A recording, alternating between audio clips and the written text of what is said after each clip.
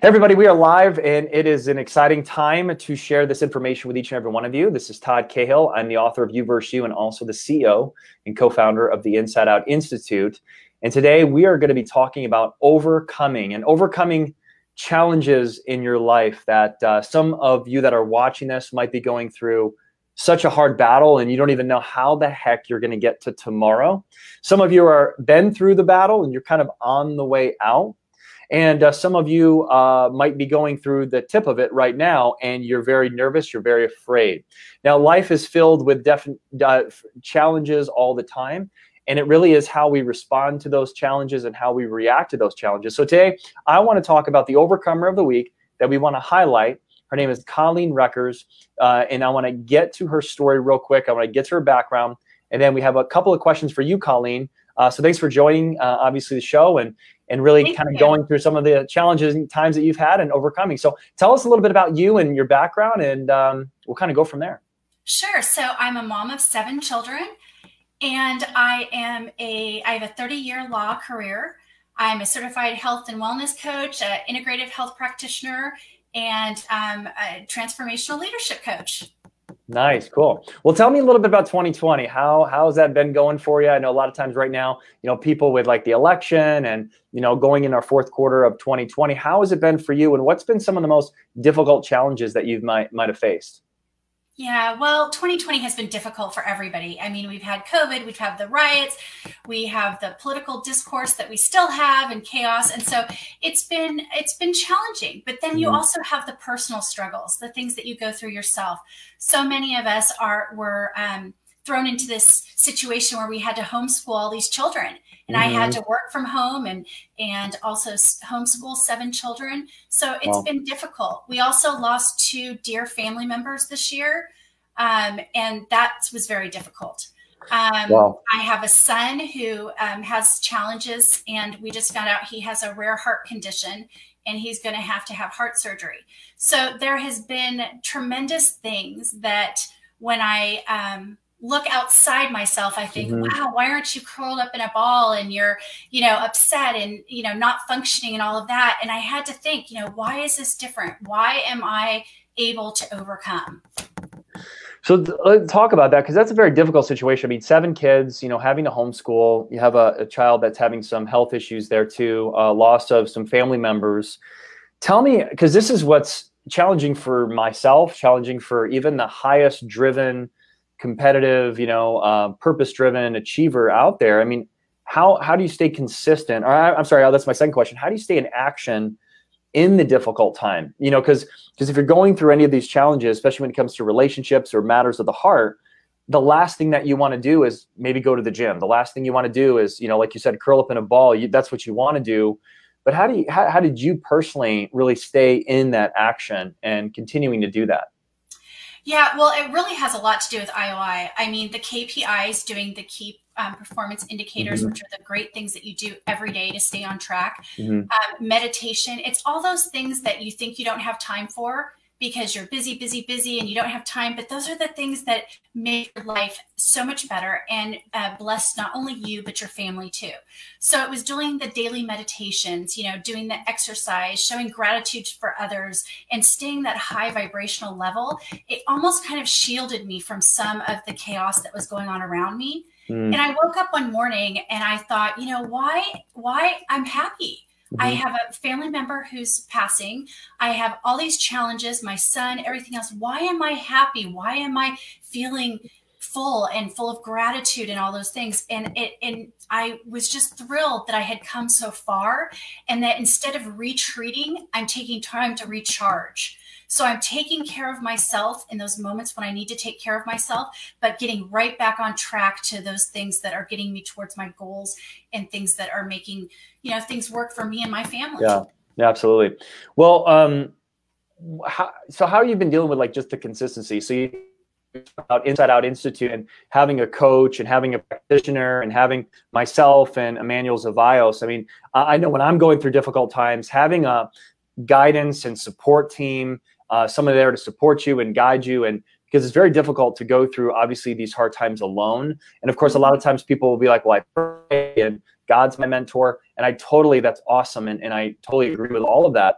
But sometimes you just really need a human being to kind of walk you through that storm, to guide you. So how has that been good for your consistency to have that support, that coaching, that encouragement throughout, since you started up until now? And then how does that really kind of, made you overcome a lot of these battles that you've been facing? Yeah, well, a lot of it is showing up sometimes when you don't even feel like showing up. And it's also being able to reach out, which I've had to do. And I haven't been very good at it because I've been that, I was a single mom of 5 children on my own, and I was, in survivor mode, and I always had to do it by myself and for myself and all of that. So it was all about being able to be vulnerable with people and be able to reach out and get support and stay on track, stay in motion. And so even when there was days I didn't feel like it, or days, I always showed up and I was there, and it really paid off in how I was able to handle these difficult times with my family. Absolutely.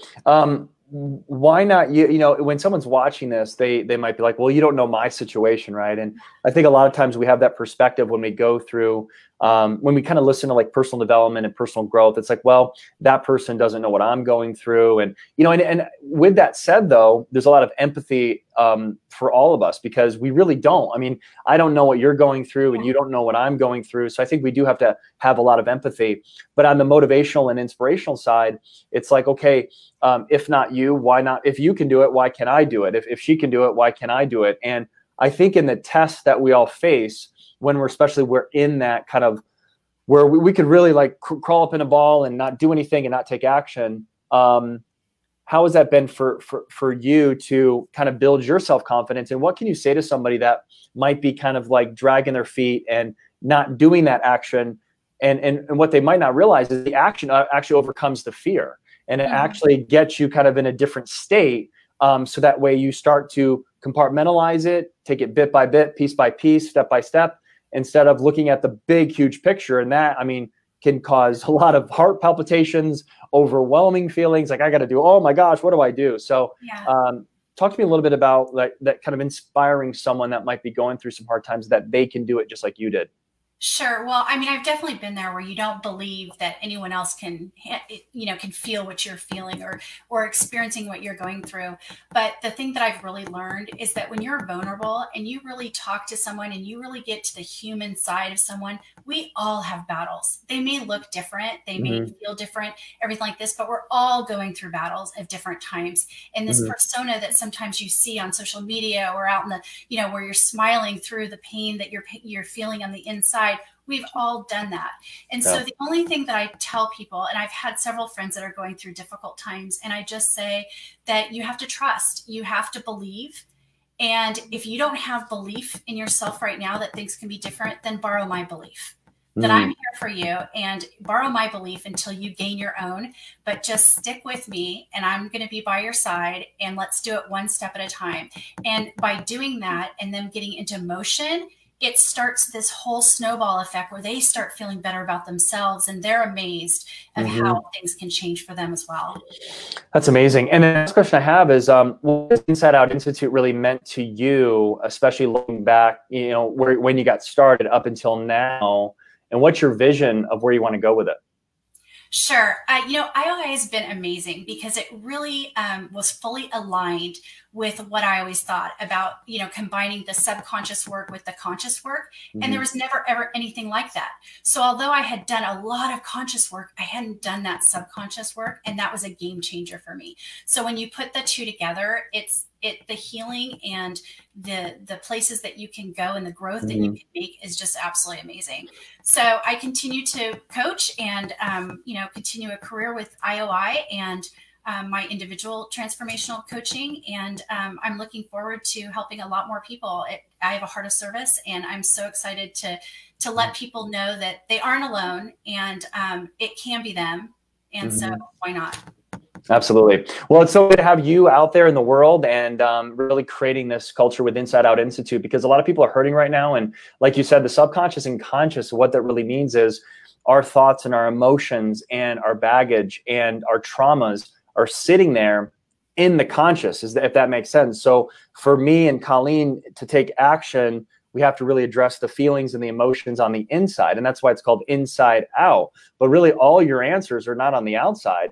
It really stems from what is inside of you. So if you have anxiety and fears and depressions and stuff, and you don't really get worked on that, then that's what's going to hold you back from hitting your true potential. And just knowing that we have massive potential as human beings, it could be a scary kind of thought, but also could be a very inspirational thought, depending on how we can clean up on the inside there, so that you do believe in yourself and you do have that self-confidence, and you do you're following that purpose and mission, that you're aligned with people that are like-minded. So that's what we're building here with IOI, since really July of 2020, and then really exploding now and going into the new year. So Colleen, thanks so much for being one of our top leaders. Thank you. Yeah. Thanks so much for your attitude and overcoming the things, and keep doing it. We believe in you, and congratulations on everything. Thanks so much for being the Overcomer of the Week. Thank you. All right, everybody, excited to bring this every single week and highlight somebody that's overcoming, because we all need that inspiration, including myself, to really know that we all can overcome, and everything is figure outable. No matter what trials and tribulations you face, you got it. And we know that you can get through this, and especially with the support and help and coaching. So thanks everyone for watching. Appreciate it. Thank you.